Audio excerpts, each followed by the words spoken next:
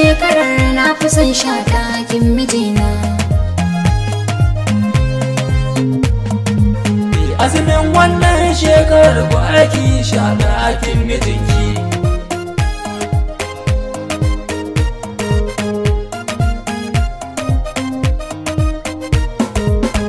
Zuwa faɗi ma kai shirin gaban ƴata kake. Adashin in an zuba te musu ɗaukar farko muke. Dan moniyar aure muke. Kuganni na lafiya, mijina na lafiya. Waɗansu suna mun tambayar wai mijina ko lafiya. Shi kuma yana ɗan marar ya kai mata ta yi ɗaka. Allahu ina addu'ar kai mai kariya daga sharrin mai hasada na cikin duniya. Neman sanin ka masa ya fi karfin najiya.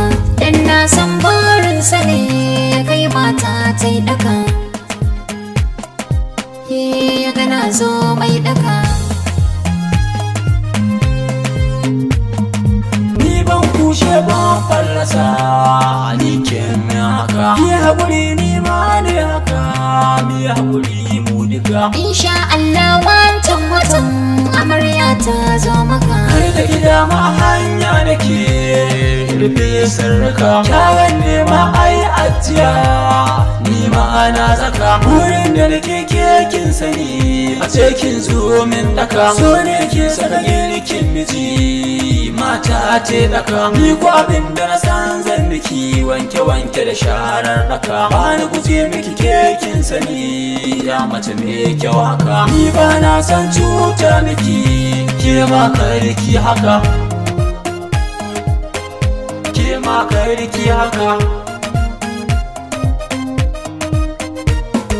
Dole ku gamba muna lafiya, aure bana mun dauniya. Kaga mijina ko ka sani ko na tuno majiya. Kai da kice mini dai na shirin wai bana zan sha biya. Baby na ka san na iya, in har nai maka sai ka sani ni ce nai mamiya. Komai kan na faɗa kin mini ya zan bar mai tarbiya. Zafi zafi in ka guje bayan na zo ma daka. Kai hakuri ya zama na daka har in an kai ma ni daka. Albishirin ki na farta miki abinda na shiryo miki. Na je in ga sumomi jiya batun aure na suke. Sun nuna mini ke zan rike albishiri zan miki. Ni kwanai wani shauki nake sai kai kawowa nake. Na gaza bacci dubo ido sai na zo shaida miki. Waye zai ce yau zai taɓa mini kai